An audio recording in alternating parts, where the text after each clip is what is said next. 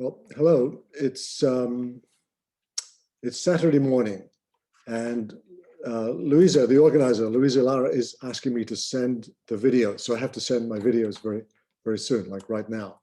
But I thought it would be worthwhile just to have a final talk, a very short talk. Don't worry, it won't be like the others, just be 5-10 minutes max, about you guys, essentially. So as I understand it, you're mostly grad students. I actually cannot see you. I don't know in detail who you are, but I'm told you're mostly grad students, maybe some postdocs mixed in.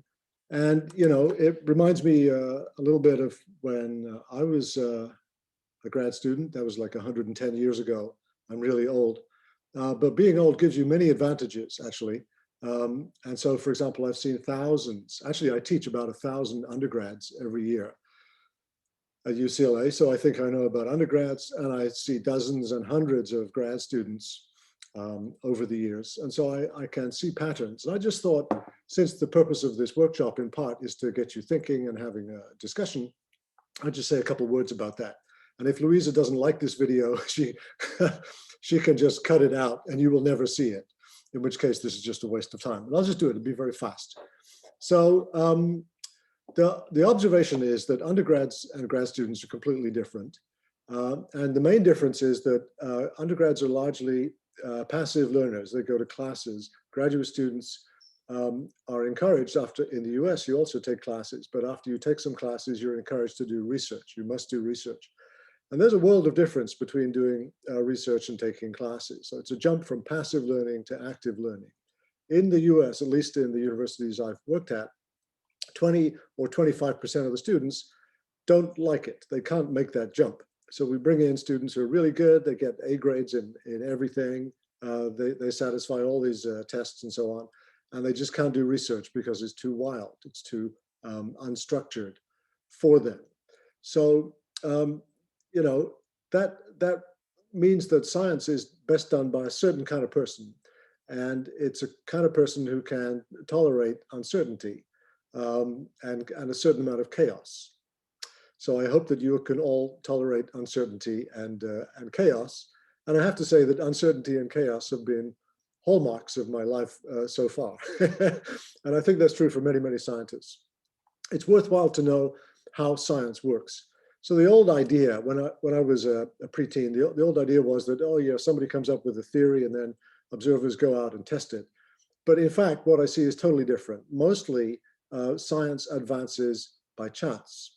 So science advances when somebody gets usually some new technology, and I've tried to emphasize in my talks how this goes, new technology that enables a new observation, and then a new observation stimulates new theories or models. And in the modern world where computers are prevalent, theory and models are kind of interchangeable, except that theory today means model. It means a numerical model trying to simulate an observation. So the chain really is from technology to startling new observations to models. It goes that way. And maybe it loops around a bit after that, but it's not the classical model of what science is. So my first suggestion to you is that, okay, get ready to handle chaos and be wild, but try to get close to new technology, because that's where the best new observations often come from. Not always, but often. The next thing I would comment is that chance plays a huge role. A huge role. So basically, you cannot predict where science is going. So nobody knew 20 years ago that we would be where we are today in almost any aspect of the things I talked about, or other people have talked about in this lecture series. Chance is really important. Most advances are made when somebody finds something unexpected, and they're probably not even looking for it. And that's why science is so exciting. So my second suggestion is, make sure that you're open to take advantage of new things, of chance discoveries. And that should make you think about what kind of work do you want to get involved in? Do you want to be part of a team? If you're part of a team, like you're on a big mission, then you have responsibilities, and it's harder. It's not impossible, but it's harder for you to jump around and change your interests and follow the newest things. So I would be careful about joining big teams. I would think, at least, what is the consequence on your thought process of joining a big team? Now, what is good in science?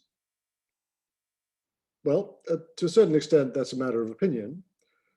But what is certainly true is that being good, being a good theorist, for example, is really hard. It's really, really hard. So there are not many good theorists. There's a lot of, frankly, not so good theorists, mediocre theorists. And to do a mediocre piece of theory, you take some model, probably a computer model, you change some parameters and you get a new output. And then you say, well, I've got a new output and I can compare it with the real world.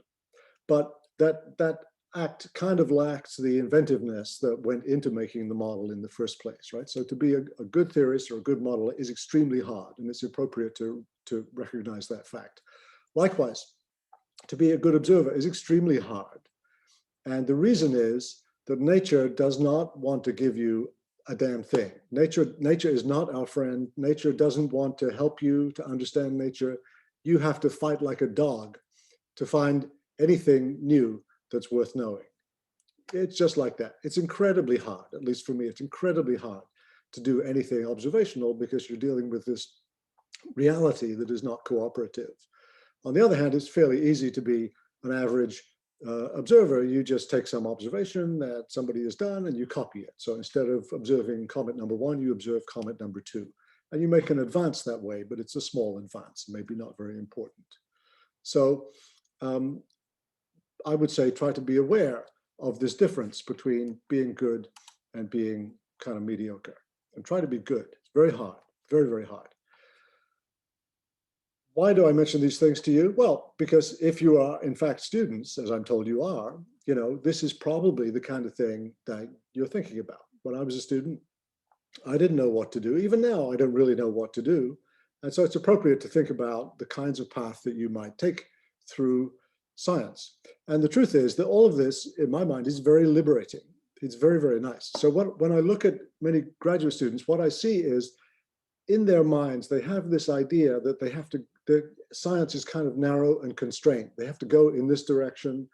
It's like driving on the freeway. You got to go in that direction. You can't go too far left. You can't go too far right. You got to keep going at the same speed as everybody else. Everything is all collimated and controlled. And that's really not true in science. Science doesn't require you to go in the same direction as everybody else, or to stay in the lane, or to not go left or not go right. You can do whatever you want, which is really the great thing about science. It's very liberating, and I think very uplifting feeling. The other thing is that if you're doing a good job, you probably should have this feeling that you don't know what you're doing, okay? So having the feeling that you don't know what you're doing is probably a sign that you're doing something good. And when you're in the circumstance where you feel very comfortable doing what you're doing, then maybe you're not doing something very challenging. You're doing something a little repetitive and kind of not that interesting. So this is the opposite of the Dunning-Kruger, you know, the Dunning-Kruger effect. Psychologists have this thing. It means that people who don't know anything don't know that they don't know anything. So it's a bit like Donald Trump had the Dunning-Kruger problem. He actually didn't know anything, but he didn't know that. He thought he was a really smart guy. And so all sorts of people can contribute and do contribute to science. And that really is a very good thing. That's just a very positive thing that I wanted to express through this video, but to encourage you to be open-minded and to try to be independent. Try not to just copy people around you and do the same stuff that other people are doing, even if it's your advisor, and to be very careful about working in big groups where your lines of thought are going to be channeled. Okay, so that's all I wanted to say. I've been watching some of the videos, and I think actually they're really good. I've learned a lot already, much more than I expected from some of the other talks that I've seen. I haven't seen them all, but I think it's really good. And if you haven't seen all the videos, take a look, really nice. And I would just end by saying thanks to Louisa Laura, if you let this video go through, thank you. Thanks for setting up this excellent series of talks. I enjoyed it a lot. Bye-bye.